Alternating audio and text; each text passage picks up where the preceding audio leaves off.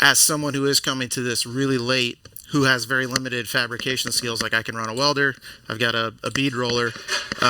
What would you say, like at that level, what's the next step? Like, what is the next most valuable skill or technique that you could learn to really advance your skills? I would answer that two ways, because doing it at home and building something for yourself, it almost becomes counterproductive, because you almost overthink everything, or you have to do it to such a high level that it can take a little bit of the fun out of it.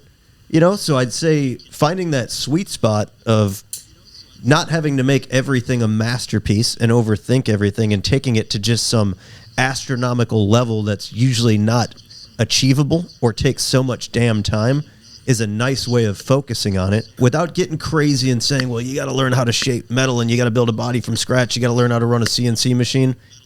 Spend a lot of time behind the hood with the TIG and get comfortable with it, and sort of make that your primary tool for welding. And MIG's great. It's got its place, but sort of master the art of TIG welding and use it on sheet metal and, any of your heavier gauge bracket fabrication, and try not to take it too seriously and get too carried away with it, is what I would say. Only practice or hone a skill on something that you're about to need to do. So don't just sit down and be like, I'm just going to learn fabricating, or I'm just going to be a better welder.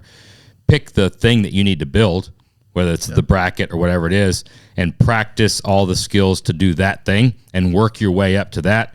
Once you do that, you'll be able to accomplish that task instead of just mindlessly practicing for something that you're not going to use. Like if you're like, oh man, I really want to use the English wheel. You could spend all the time using the English wheel. If you're not going to use that skill in the next 6-7 months on that build, there's no point in wasting the time right now.